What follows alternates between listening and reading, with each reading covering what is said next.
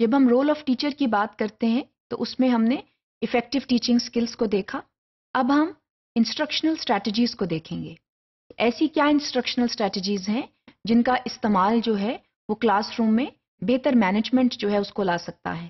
نہ صرف بہتر مینجمنٹ بلکہ بہتر لرننگ. اس میں سب سے پہلے جو ہے وہ گیونگ کلیئر انسٹرکشنز ہیں. ہم نے انسٹرکشنز کے بارے میں پہلے بھی بات کی تھی اور یہ دیکھا گیا تھا کہ انسٹرکشنز کا دینا جو ہے وہ بہت ضروری ہے. تو انسٹرکشن کا جو لیول ہے وہ اسٹوڈنٹ کی ابیلٹی سے میچ کرنا چاہیے. اس چیز کا خیال رکھیں کہ جب آپ کوئی لیسن پلان کر رہے ہیں تو اس کا جو انسٹرکشنل لیول ہے نہ بہت آسان رکھیں نہ بہت مشکل رکھیں. اس میں عام طور پہ جو فارمولا استعمال ہوتا ہے وہ کرنٹ لیول پلس 1 کہلاتا ہے. اس کا مطلب یہ ہے کہ آپ کو یہ معلوم ہونا چاہیے کہ اس وقت جو اسٹوڈنٹ ہے اس کا کرنٹ لیول آف ابیلٹی جو ہے وہ کیا ہے. آپ جو ہیں لیسن کو کرنٹ لیول آف ابیلٹی پر نہیں بناتے بلکہ کرنٹ لیول پلس 1 پہ بناتے ہیں.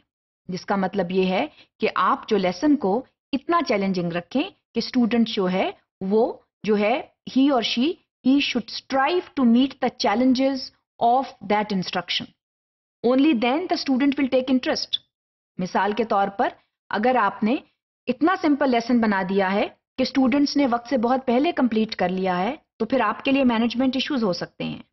اسی طرح سے اگر آپ نے لیسن بے حد ڈیفیکلٹ بنا لیا ہے جس کا مطلب یہ ہے کہ current level of ability plus 3-4 steps ahead تو پھر بھی اسٹوڈنٹ کو اس کو مینج کرنے میں اس کو سمجھنے میں بہت دقت پیش آئے گی.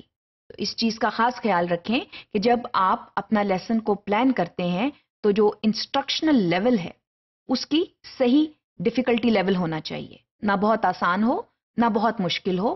اور جب آپ کرنٹ لیول پلس 1 کی بھی بات کرتے ہیں تو بیسیکلی ہم اس طرح کی بات کرتے ہیں کہ جو current level is this and the ability level that the student has to reach is this. Now you as a teacher will provide the scaffold will support the student so that the student meets this level. This is very very important. اگر آپ یہ نہیں کریں گے تو اس میں پھر student جو ہے وہ بہت اس کو مشکل پیش آئے گی. وائیگوٹسکی جو ہے اس نے جو ہے جب اپنی تھیری دی تھی اس میں یہی کہا تھا کہ آپ جو ہیں اسکیفولڈ کریں اپنے اسٹوڈنٹس کو سپورٹ کریں so that they achieve success with you not without you.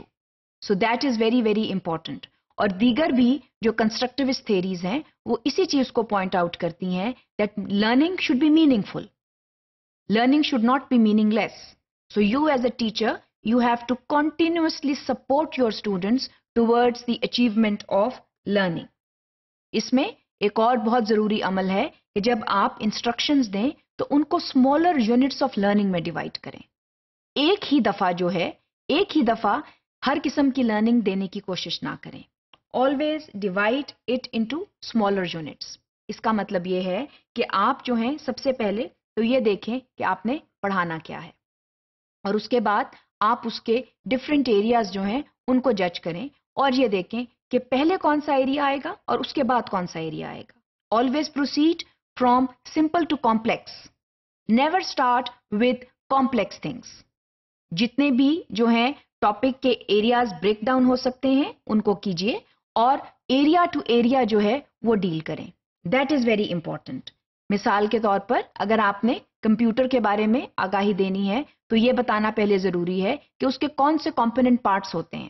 For example it has a keyboard, it has a mouse, it has a C P U. اسی طرح جب آپ پارٹس آف اسپیچ جو ہے کرا رہے ہیں, انگلش کے حوالے سے میں بات کر رہی ہوں, تو اس میں یہ ضروری ہے کہ ایڈجیکٹو پڑھانے سے پہلے ناؤن کو کے بارے میں بتائیں, ایڈورب پڑھانے سے پہلے ورب کے بارے میں بتائیں. سو یہ جو ہے sequencing of learning is very important. Break down of learning into سمپلر units is very important because one unit builds on the other.